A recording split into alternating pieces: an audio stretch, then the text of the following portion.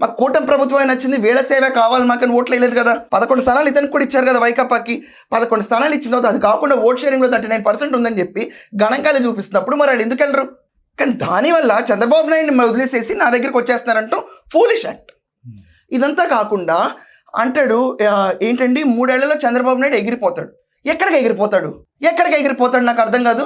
అసలు నువ్వు ఒక ఎక్స్ సీఎంవి, సినిమాని రియల్ లైఫ్ని కంపేర్ చేయడం కూడా నీకు అర్థం కాదు. ఇప్పుడు ఎగిరిపోవడం అంటే ఏంటండి? ఇదేమన్నా ఎలా చెప్పాలో నాకు అర్థం కావట్లేదు.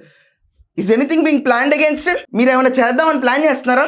ఎగిరిపోతాడని నువ్వు షూర్గా ఎలా చెప్పగలుగుతావు? నాకు అర్థం కాదు. పేరెంట్ నాని ఏమో మొన్న అలాగే అంటాడు, అదే కాంటెక్స్ట్ తీసుకొచ్చేసి నువ్వు ఎగిరిపోతాడని చెప్తున్నావు. అసలు మీరైనా కాంటాక్ట్ అవుతున్నారా ఆయన పైన?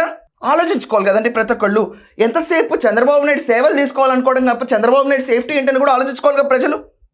ఇంకా ఆయన తప్ప మార్గదర్శనం కనిపించట్లేదని 165 స్థానాలు ఇచ్చారు కదండి ఆయనకి. 164 అన్ని స్థానాలు ఇచ్చారంటే మరి నువ్వు తప్ప దిక్కులే స్వామి అనే కదా జనాలు ఆంధ్రప్రదేశ్లో వేసింది. ఇంత మెజారిటీ వేస్తారండి ఎవరైనా? ఇంత వేసినప్పుడు ఆయన ఎగిరిపోతాడని ఎవరైనా చెప్తుంటే దట్ మీన్స్ టు సే అసలు ఆయన సెక్యూరిటీ ఏంటి?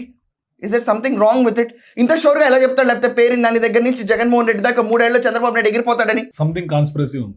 డెఫినెట్గా ఆలోచించారండి. You need to understand the logistics. మనము షోర్గా మనం ఒక ఎగ్జామ్ పాస్ అవుతామని రాసినాడికే తెలుసు. షోర్గా చంద్రబాబు నాయుడు 3 ఏళ్ళలో ఎగిరిపోతాడని చెప్పేది ఎవరికి తెలుస్తుంది?